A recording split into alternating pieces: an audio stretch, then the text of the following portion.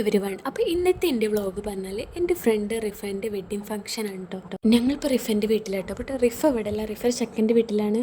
അപ്പോൾ ഇവിടുത്തെ കല്യാണം കഴിഞ്ഞിട്ട് 1 മന്ത് കഴിഞ്ഞാണ്. ഇപ്പോൾ ചെക്കൻ്റെ വീട്ടിൽ അവിടെയാണ് കല്യാണം. അതുകൊണ്ട് തന്നെ ചെറിയ ഫംഗ്ഷനാണ്. ഇപ്പോൾ ഞാനും എൻ്റെ ഫ്രണ്ട് നാസിയേ ഉള്ളൂ. വേറെ 3 ഫ്രണ്ട്സിന് അങ്ങനെ ഓരോ സിറ്റുവേഷൻ കാരണം വരാൻ കഴിഞ്ഞില്ല.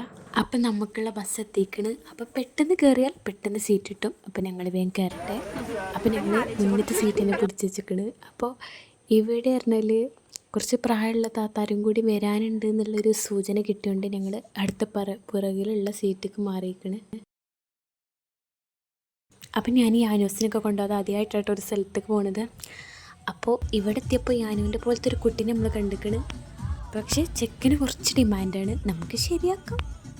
അപ്പോൾ കണ്ടില്ലേ, അപ്പോൾ ഇത്രയേ ഉള്ളൂ. അപ്പോൾ നമുക്ക് ഏത് കുട്ടിയാണെയും കയ്യിലാക്കാൻ കഴിയും. അപ്പോൾ ബസ്സിൽ പാട്ടൊക്കെ വെക്കാൻ തുടങ്ങിയപ്പോൾ ഇവിടുത്തെ മെയിൻ ചെക്കന്മാരൊക്കെ ഇറങ്ങിയിരിക്കണ്.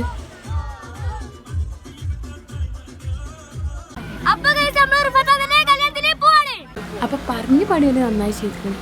അപ്പോൾ റിഫൻ്റെ ഇവിടെ എത്താനായിക്കണ്. അപ്പോൾ ഇവിടെ ഇപ്പോൾ തന്നെ ഏകദേശം ഇങ്ങനെ മഴ പെയ്യുന്നുണ്ട്. നമ്മൾ ഓളടുത്ത് എത്തിയാണ്. ഇവിടെ ഇനി കുറച്ച് ഉള്ളോട്ടേക്കാണ് കേട്ടോ വീട്. അപ്പോൾ ഇവിടെ ഇനി കുറച്ചിങ്ങനെ നടക്കണം ഇങ്ങനെ പറഞ്ഞു. അത്യാവശ്യം നടക്കാനുണ്ടായിരുന്നു. ബസ് എന്തായാലും പോവില്ല.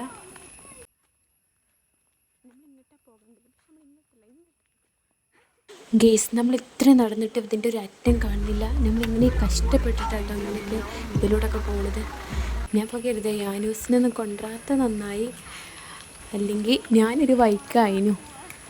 ഇതൊക്കെ റിഫ കാണുമെന്ന് കരുതുന്നു. പണ്ടൊക്കെ പുതുക്കത്തിനൊക്കെ പോകുമ്പോൾ ഇതുപോലെ കുറേ നടക്കണം എന്നൊക്കെ കേട്ടിട്ടുണ്ട്. ഇപ്പം നമ്മൾ അറിഞ്ഞു. എന്തായാലും എൻ്റെ പോൾ ഉണ്ടായതുകൊണ്ട് എനിക്കങ്ങനെ നല്ല രസം തന്നെയാണ് കേട്ടോ. പക്ഷേ ഇത് പറഞ്ഞാൽ നല്ല രസമായിട്ട് തന്നെയാണ് പോയത്. എന്തായാലും നമ്മൾ ഫൈനലി പെണ്ണിൻ്റെ വീട്ടിലെത്തിയിട്ടുണ്ട്. അപ്പോൾ ഇതായിട്ട് നമ്മളെ റിഫ. അപ്പം ഞാൻ റിഫനെ കണ്ടിട്ടില്ല എന്ന് പറയട്ടെ.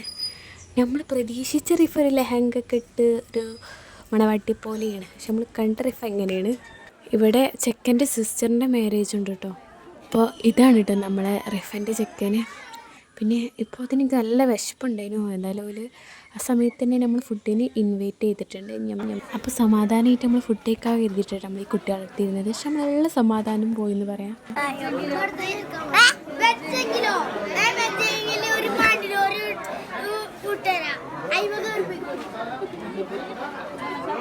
ഇതിൽ നല്ലൊരു ചിക്കൻ ബിരിയാണി കേട്ടോ. ഇനി എന്തായാലും ഇവിടുന്ന് അധികം നിൽക്കാതെ പെട്ടെന്ന് തന്നെ എസ്കേപ്പ് ആവാം.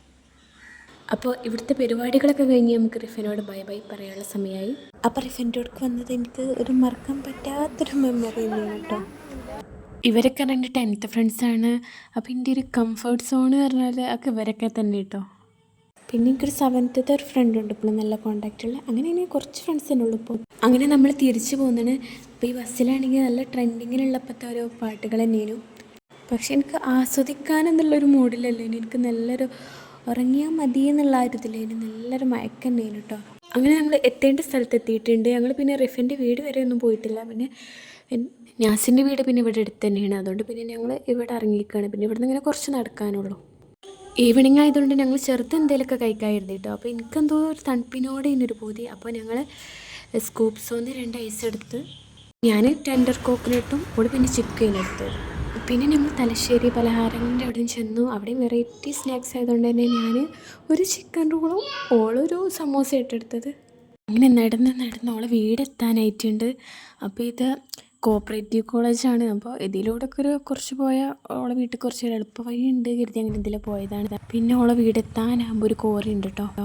ഇതിലൂടെയൊക്കെ വരുമ്പോൾ എനിക്ക് കുറേ മെമ്മറീസ് ഉണ്ടാവും. കാരണം ഞാൻ 10th പഠിക്കുമ്പോൾ നമ്മൾ സ്കൂളൊക്കെ വിട്ടാൽ തന്നെ ഞാൻ നേരെ ഓളെ കൂടെ തന്നെ പോകില്ല. കാരണം ഇവിടുന്ന് എനിക്ക് എൻ്റെ വീട്ടിൽ അത്യാവശ്യം ദൂരമൊക്കെ ഉണ്ടാവും, കുറച്ച് നടക്കാനുണ്ടാവും. എന്നാലും ഞാൻ ഈ വളഞ്ഞ വഴിക്കൂടെ വരുള്ളൂ കേട്ടോ. പിന്നെ ഞങ്ങൾ സംസാരം അങ്ങനെ തീരുമില്ല. അപ്പോൾ എന്നാലും എനിക്കും അങ്ങനെ ഇവിടെ എത്തിയാലും ഞാൻ ഓളെ വീട്ടിൽ നിന്ന് കുറച്ച് ചായയൊക്കെ കുടിച്ചിട്ട് അങ്ങനെ പതുക്കെ വീട്ടിലൊക്കെ പോകുള്ളൂ. വീട്ടിലെത്തിയാൽ പൻ്റെ അടുത്ത് നിന്ന് ഡെയിലി ചീത്തിട്ടോ. പക്ഷെ അതൊന്നും നമ്മളിങ്ങനെ കാര്യമൊക്കില്ല. എന്താ അപ്പോഴും കണ്ടില്ലേ, അങ്ങനെ വലിയ മാറിയിട്ടൊന്നുമില്ല. ഓളം ഞങ്ങളെ കണ്ടപ്പോൾ എനിക്ക് ചായയൊക്കെ എടുത്ത് തന്നിട്ടുണ്ട്. സോറി, ഇത് ചായ അല്ല കേട്ടോ, ബൂസ്റ്റിയാണ്. ഞാൻ ചായ കുടിക്കില്ല കേട്ടോ, പക്ഷെ ബൂസ്റ്റിയാണെങ്കിൽ ഓക്കെ. നമ്മൾ വയറ് ഫുള്ളായിട്ട് തന്നെയാണ് വന്നത്. എന്നാലും നമ്മൾ തരുമ്പോൾ നമുക്ക് കുടിക്കാതിരിക്കാൻ പറ്റില്ലല്ലോ. അങ്ങനെ ഞാൻ ഇപ്പാനെ വിളിച്ചിരിക്കുന്നു. അങ്ങനെ ഞാൻ വീട്ടിലേക്ക് പോയി. അവിടുത്തെ ഇപ്പോൾ യാനൂസ് കണ്ടില്ല. അങ്ങനെ ഇന്നുണ്ടപ്പോൾ ഞാൻ വലിയ കുഴപ്പമൊന്നുമില്ല കേട്ടോ. ഞാൻ എന്തെങ്കിലും ചിലപ്പോൾ കരയും അങ്ങനെയൊക്കെ കരുതിയിരുന്നു. ഓനൊന്നാമത് അവിടെ ആയിരുന്നു. അപ്പോൾ ഓനിപ്പോൾ എത്തിയിട്ടുള്ളൂ, അവിടെ നിന്ന് ഇപ്പോൾ കൊടുന്നിട്ടുള്ളൂ. അതുകൊണ്ടാകും.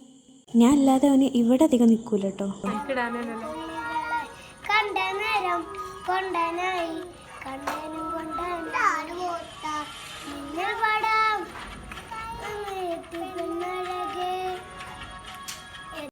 അപ്പോൾ ഇന്നത്തെ എൻ്റെ വ്ളോഗ് ഇത്രയുള്ളൂ. അപ്പോൾ ഓക്കെ ബൈ.